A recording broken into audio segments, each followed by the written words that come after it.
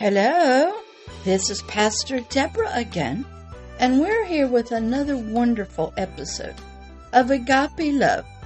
Love is Here podcast, a voice of light in the darkness, the oppressed spirit. I am Pastor Deborah, your master spiritual teacher, and I got this learning, this enlightenment from Dr. Myles Munroe. He was the pastor of the Bahamas Faith Ministries. I found him through books on YouTube, and I watched his many conferences that he spoke at. This teaching comes from his Leading Edge Leadership Conference that he did. He was a wonderful man. He was from the Bahamas, yet he was a British citizen. He was raised as a child in a British colony. He had to learn all about Britain, not Africa, because he was from African descent. He had to dress like the British. He has a British accent. He had to study British history, their culture. And it's very interesting that from that childhood, God took him to teach us about our ignorance of our identity and our culture from the kingdom of heaven. Wow. I read all his books. They're still out there. All his videos, his teachings. I learned I was an ignorant spiritual king, and I knew nothing. And I was an oppressed spirit myself. I was oppressed because I'd had no knowledge, no enlightenment, no truth.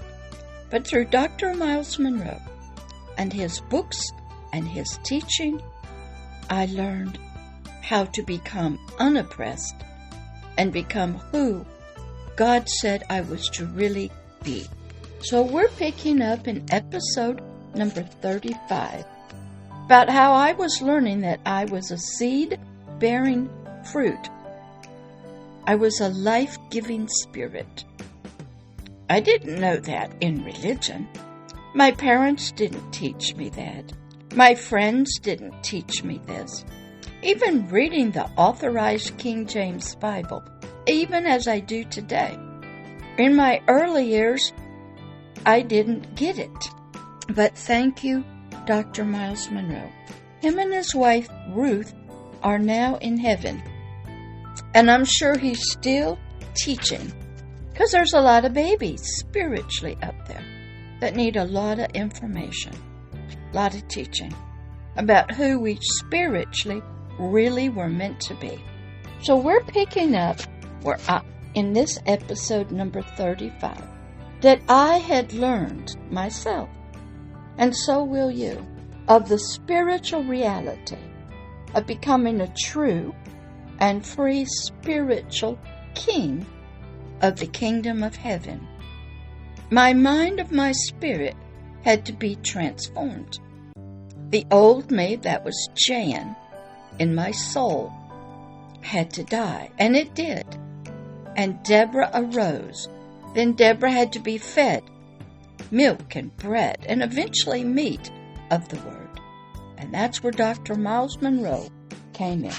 So let's pick up in episode number 35, where we were learning that we were to become a spiritual tree of the spiritual kingdom of heaven, bearing fruit, and so we would be called a life-giving spirit here on earth, in our earthly life. So let's pick up. The seeds of life that you too, when you learn this, that I was to be carrying because I was a tree. I had been planted in his garden. I was also like a vine with grapes on it. But if I produce no fruit, which 99.9% of all humanity do not, then I'm not a fruit producing. I'm just producing leaves, but nothing for anybody to be nourished by, to take and eat and grow by. But this fruit was inside of my spirit, but I didn't know that. Do you? What fruit was it? What was I to be? What was a life-giving spirit? I had no clue. But I was to spiritually produce spiritual fruit. Didn't know what that was either. And vegetables and grapes. And my soil of my spirit, of my mind, of my spiritual mind, it had to be all replaced. That's the new identity. Then the new water and sunlight had to come in to help these seeds of this new information, knowledge, to grow. But in most people, if they get this sort of revelation, the soil's not right. It gets no sunlight, gets no water, it gets no nutrients. So this seed stays in very small form. That's what you see throughout history, where we had kings. And the king said he was the son of God. And we knew about the underworld. And we knew about demons and devils. Every religion knows of it. And all nations started off with kings. And they started off with rulership and caring for the nations they were in. But it was a twisted form, sort of, right pattern from our early days, way, way back to spiritual Babylon, way, way back in ancient history. The capacity that was in this little bitty seed, like when we knew there were to be rulers and kings, the government was to care for the people. Those were seeds of this truth that our soul had, but it never got nourished correctly. It had the potential and the capacity to become a life-giving spirit, or what you might call a fruit-bearing tree, but it was in the wrong ground. It was getting the wrong light, the wrong dirty water, and therefore it was not producing living spiritual fruit. The spiritual potential, I learned, to become a spiritual tree that produces sweet, beautiful, majestic fruit was always there. And the reason was there was a wonderful gardener of humanity, the great I Am, who knew that before this fruit could produce, it had to die. And we are told stories about that from a young man named Christ Jesus. He was saying that if you had a seed, it has to fall to the ground. But the outer covering, maybe the skin or the hard part or something, it had to fall away, break open, for the little tiny seed that's inside. You can see it in a kernel of corn, in an apple seed. The apple seed is buried deep in an apple, and then that apple seed is covered with a skin. And all of that has to fall away in order for the little teeny weeny seed that is protected. We'll even look at it through an egg.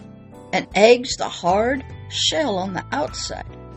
The seed is the yolk, but it also has the white around it. All of that has to fall away in order for the seed to develop. I had to study, and I hope you do. And God's given us many examples to help us. But He always had a plan for humanity, but it did get messed up by our spiritual adversary and his Satan and his desires of his heart.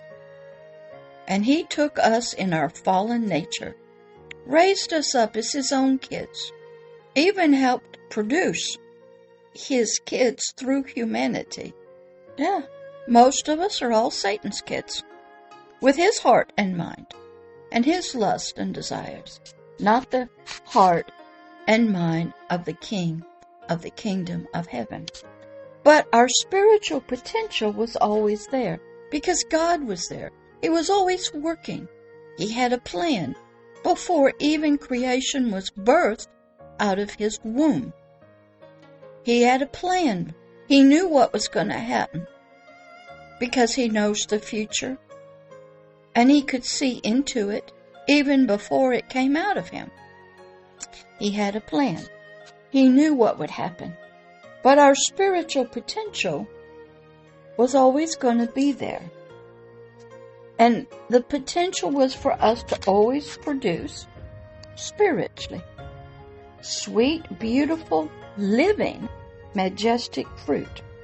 But it got trapped inside of our soul, and our spirit became encased in this wax grossness of the flesh of the soul.